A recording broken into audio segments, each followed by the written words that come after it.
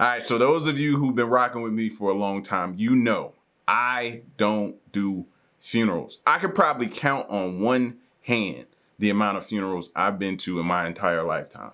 I just don't. It's not for, you know what I mean? The whole death thing, you know what I mean? I explained that to y'all in another video that's just never a topic I want to be comfortable around. So I'm trying to get better. 2023, I'm trying to do better, all right? So this video right here is a stretch for me, but we're gonna do it. This video here is the secrets behind funerals. Now, I most recently heard a stat about the funeral industry, that it's a huge business because, you know, death is constant. So this industry is huge, and I never really thought of it that way. So I'm interested to see what they break down about the secrets behind funerals. All right, so if you're new, you know what to do. Hit that subscribe button, join the fam. Let's see. They say that there are only two things certain in life: death and taxes. And while we know how taxes work, or at least kinda, how exactly does death work? What really happens to body, mind, or even soul? Today we're going to talk about all things death, from curious talking cadavers to the science behind people claiming that they've seen the other side. I know all this death talk can be pretty morbid, but since you already clicked on the video, it's probably safe to assume that you too are a little curious to know what happens when you die.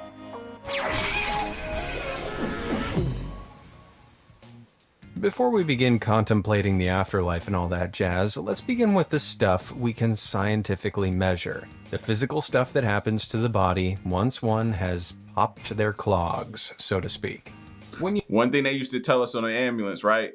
They was like, if you're in the back of the ambulance and you're working on somebody, you know what I mean? And they look up and they tell you, I'm gonna die.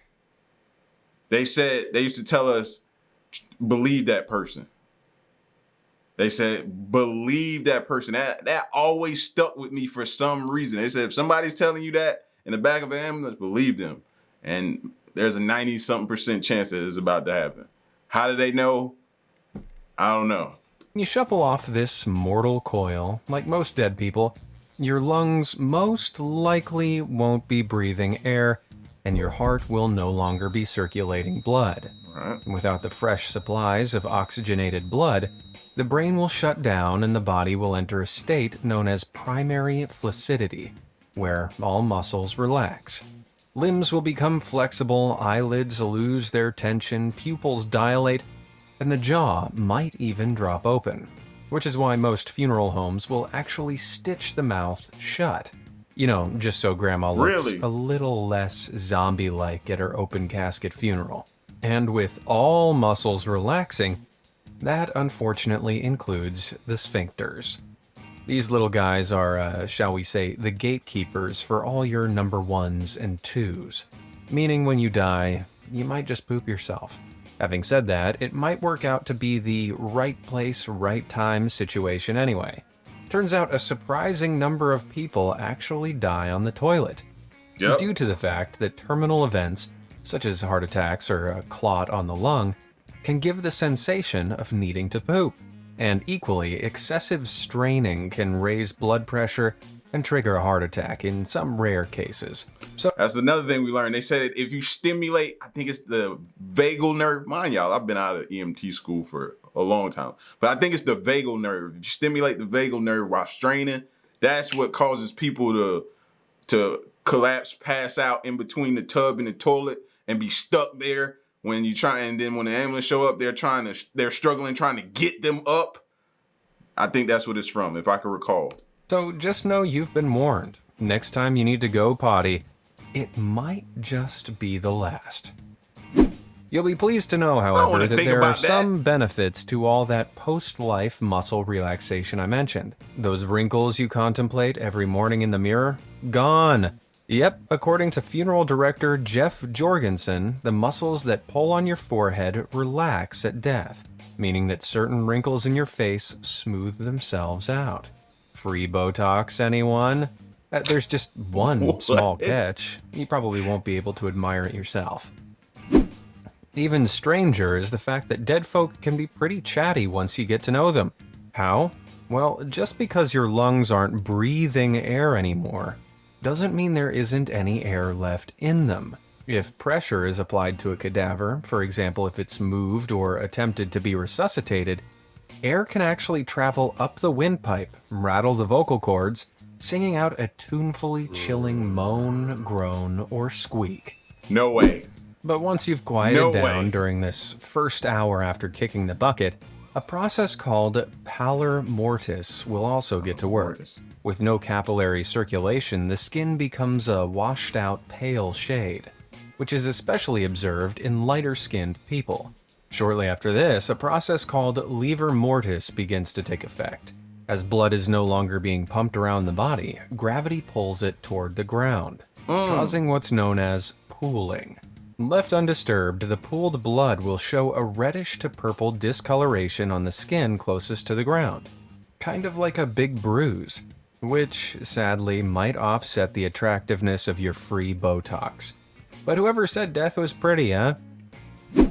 Typically, at around 3 hours after death, everyone's favorite process, rigor mortis, arrives to the party. Given that upon death, the body's oxygen and energy supply cycle grinds to a permanent halt, so does the production of adenosine triphosphate, a compound muscles use as a fuel source. As a result, the protein filaments in the muscles become locked in place, which results in the body becoming rock hard like a statue. Well, not ancient Greek sculpture levels of rock hard, but pretty stiff. I'll never forget that feeling. Never forget that feeling. My last well, not my last moments with my mom. By the time I had got there after receiving the call that she was gone, by the time I got there, it was setting in, and it was it was a feeling that I'll never forget because I laid there on her for a while, you know? And I don't know, man, it's still hard to even talk about, but that is a feeling, that stiffness, that as a person you've kissed your entire life, you know, you kiss your mom on the cheek, you tell her you love her before you say bye to her, and you leave from a house all the time to this time saying your final goodbyes. And while saying your final goodbyes, you're kissing this hard cheek. And it's just something you'll never, ever forget. I never forget that feeling. While these biochemical changes are occurring, muscles in the face and body might still contract and twitch for several hours. So if the dearly departed is doing a little jig, don't be too alarmed. Rigor mortis typically begins in the face, and gradually moves down the torso, arms, legs, and arrives at the fingers and toes last. And let's just say that men can get an extra serving of rigor mortis down in the nether regions, pitching one final tent, if you know what I mean. Anyway, subject to ambient temperature and individual patient factors, this stiff-bodied state can last around 2 days. But sure enough, the body will begin to loosen up again as muscle tissues break down and decay, as the cells that make them up die from the lack of replenished energy. The professionals call this secondary flaccidity, and over a period of 3 days, rigor mortis will reverse in the direction from whence it came, beginning with loosening up the fingers and toes and finishing at the face. This stiffness can be pretty creepy, but what's even creepier? Something called tache noire can occur. Tache what? Well, essentially, if the eyes are left open as the body relaxes, they can dry out and turn a ghoulish shade of black. This is a natural effect of the Jadakiss, if you're familiar with the rapper Jadakiss, he said a line in a rhyme that stuck out to me involving the eyes and death. He was like, you know, they always say that you deserved it when you die with your eyes open. And that line, for some reason, has always stuck with me. So, like, it may be another reason I don't be trying to look and see. Because then I'm like, I'll be judging a person. Oh, what did he deserve it? His eyes is open. He must have deserved, you know what I mean?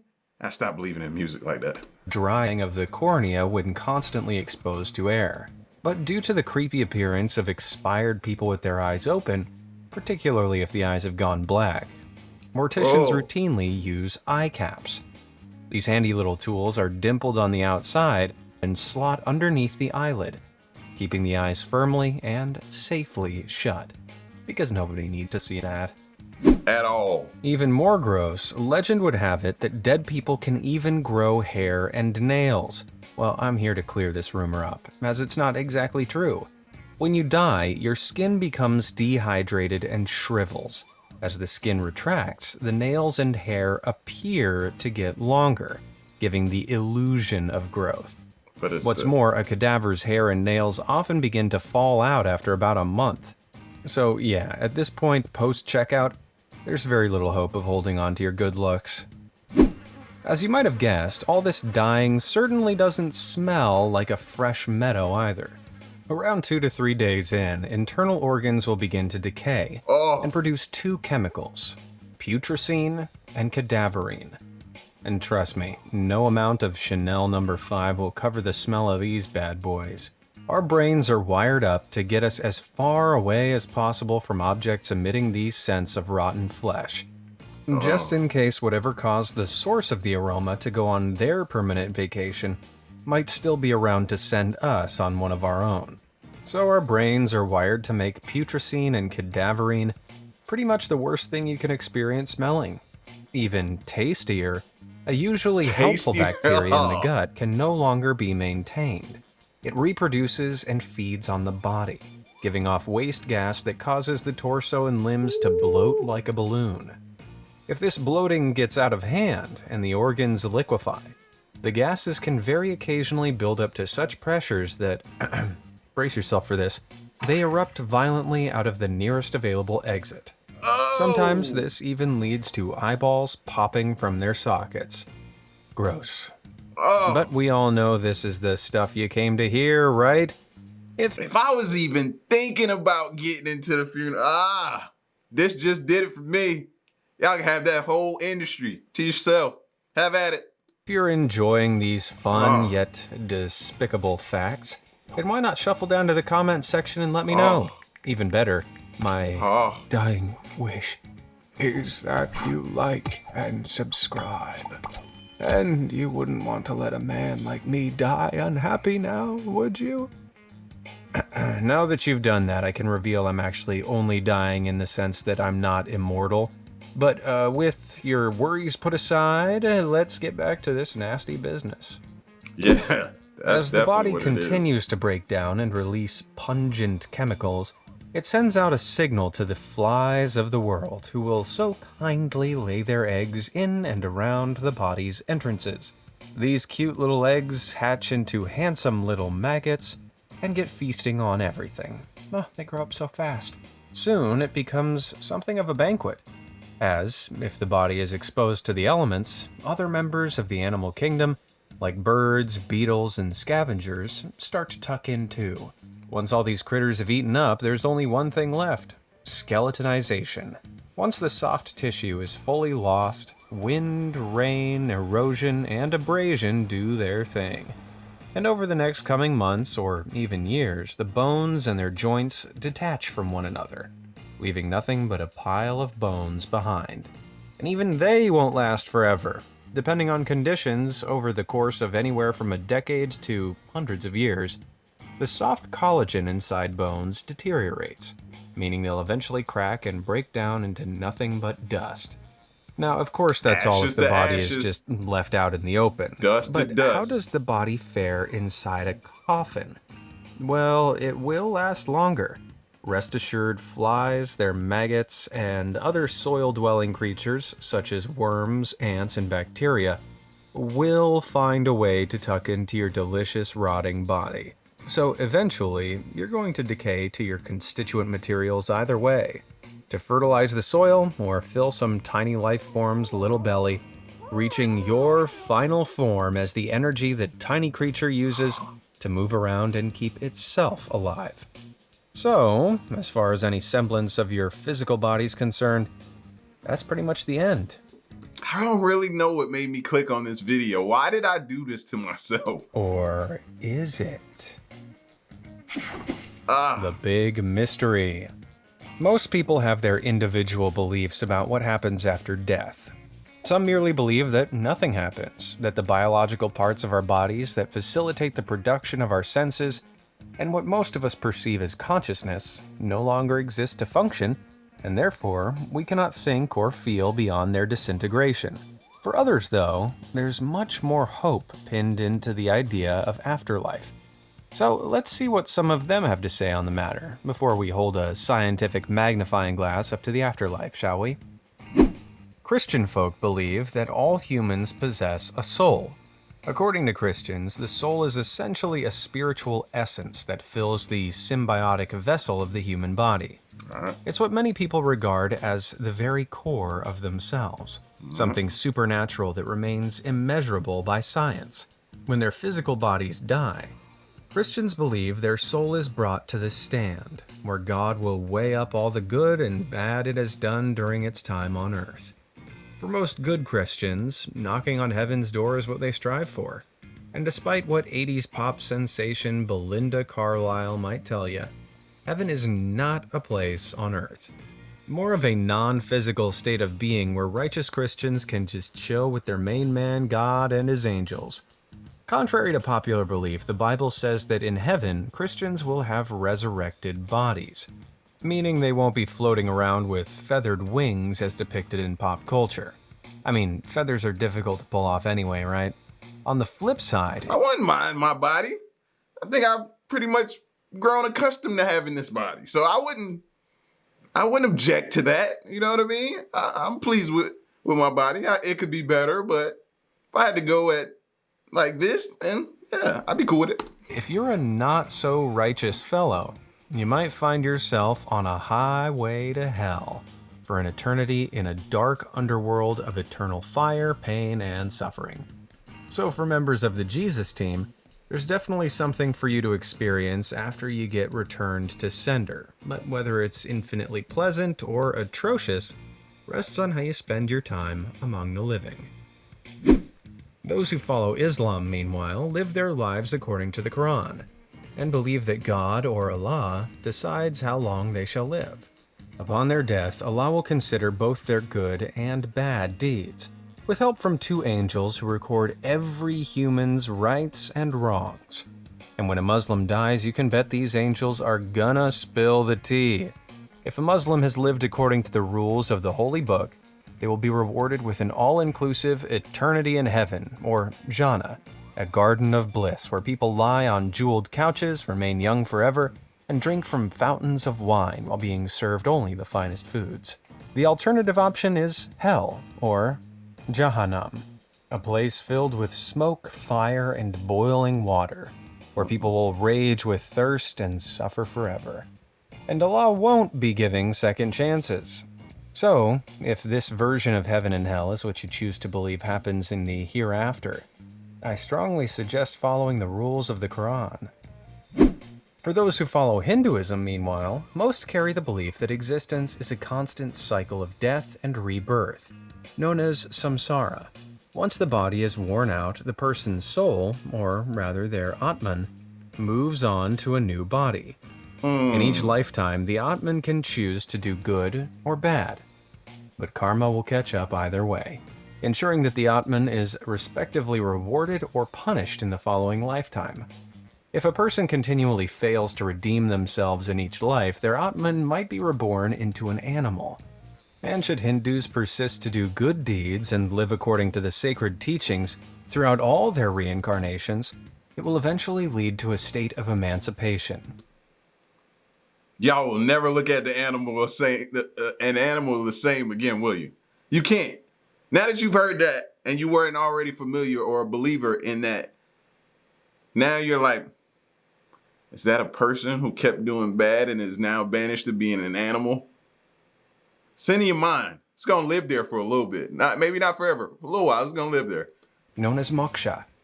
It is at this point that their Atman will be released from the rebirth cycle and will reach a point totally detached from the material atoms of the universe, a state of total freedom and constant bliss. Sounds pretty great, doesn't it? Of course, like the other religions I've mentioned and countless others in the world, these ideas are largely founded on faith and belief. There is, of course, nothing at all wrong with faith, as it can provide a huge amount of meaning to a person.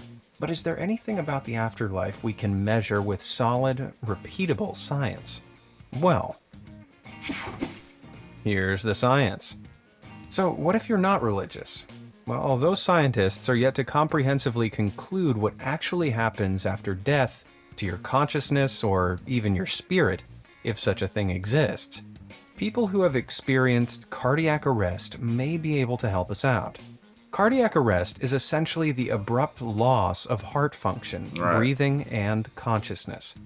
Without the circulation of blood or oxygen, you are initially considered clinically dead, which means you can sometimes still be revived. Not to be confused with biological death, where cells in your heart, brain, and other organs die en masse and completely stop functioning from an extended lack of oxygen.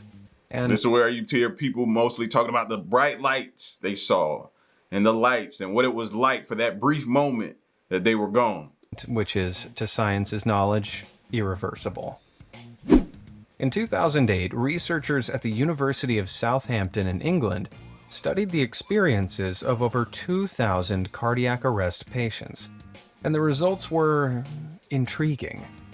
Of those who'd fortunately survived and could explain their near-death experiences, a shocking 39% reported a feeling of semi-awareness while being clinically dead.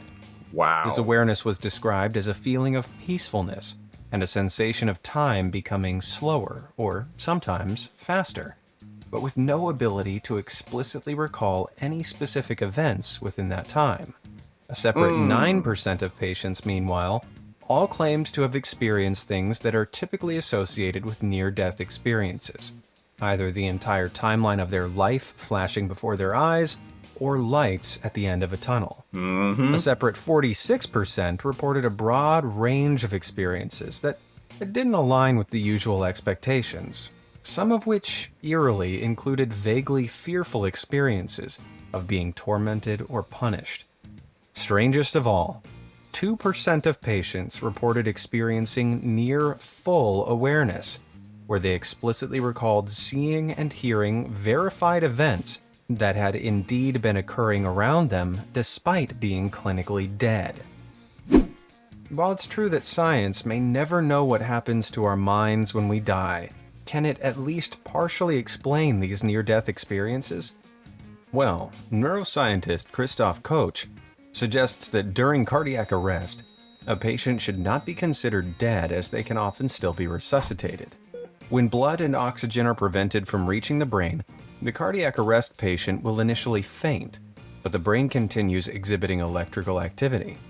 So in a similar vein to dreaming, Christoph theorizes that the brain will create its own narrative based on the individual's experiences and cultural expectations. And with pop culture often evoking an image of seeing a light at the end of the tunnel, it's possible some people who experience cardiac arrest are merely half dreaming the thing they expect to encounter on the brink of their demise. Alternatively, and here's where it gets really interesting, that light tunnel might actually have something to do with the physiology of our eyes. With the reduced blood flow to the retina during cardiac arrest, vision loss occurs at the periphery of the eye first. So this tunnel might actually be vision gradually decreasing from the edges inward. As the increasingly encroaching edges become increasingly darker, the central remaining visible light becomes brighter and brighter by contrast, forming a tunnel until nothingness. It's like falling back into like a hole, a black hole, and you're watching the light as you're falling, yourself get further and further away from it, and then it closing where you can't see it no more. Kind of like that. You know what I mean? What is that movie? Is it Get Out, where you see that where he's falling and she's doing the little thing with the cup and saucer, and she's making a little sound and he's falling back into a trance? However, scientists assert that the brain typically shuts down 20 to 30 seconds after the heart has stopped. This suggests that some of the visions of near-death experiences reported by those who undergo cardiac arrest for longer periods may simply be tricks of the mind. Specifically, it's likely that patients recall a cognitive experience that actually happened just before their clinical death. And when they black out and eventually regain consciousness, they misremember this fainting dream as happening while they were clinically dead. Makes sense. Of course, as yet, there's no prevailing answers as to what's really going on in these peculiar spaces between life and death, nor what happens to the thinking parts of ourselves after we leave the world behind. But in today's tech-consumed world, there is one way in which we definitely continue to exist after we take the big dirt nap. With most people harboring multiple email subscriptions and social media accounts, our online presence is the one thing that may continue to linger post-mortem. While in most situations a person's inbox will continue to overflow, it's possible for the family to request that the account be deleted, should they provide personal details and proof of death. Sites such as Facebook even allow loved ones to take control of their dearly beloved's page, either permanently deleting the account or converting it into what Facebook calls a memorial page. This is essentially a digital space for friends and family to look back on the memories of whoever has had their subscription to Life magazine permanently canceled. And in that sense, a person's legacy is able to transcend as photos and videos illustrate their life far beyond the parameters of a gravestone. But that's just the thing about death. No matter how many stories we hear from people, science, or even religion, nobody, except for the dead, can truly know what happens when you die. And there's only one thing for certain. It's coming. For all of us. So I guess we'll just have to wait and see, won't we? So what do you think happens when you die? Yeah, man. I want to do dreams next. Like, I feel like dreams have more of a significance than we imagine. You know what I mean? Than we could think of, that we give credit for. Like, I think dreams are something else. But this gave a lot of information. The whole white light thing, that makes a lot of sense. Learning what happens to your body upon death is insane. Like, insane. It'd take a lot of money to have to deal with all of that. But death is, I don't know no other way to classify it. Death is just death. It's just, I don't know. I don't think I'll ever be able to fully embrace it like some people do. You know what I mean? They embrace it. They welcome it. They're not fearful of it. They're just, you know, I don't know. I'm trying though. Just get past the initial thought of it and being able, I'm doing better to be able to talk about it these days. You know, I would even shy away from that type of conversation back in the day. Seriously. But y'all get at me in the comment section, man, and let me know what you thought of this video. The secrets behind funerals. It's your boy L. Stick around and stay tuned. Till next one, I'm gone. Peace.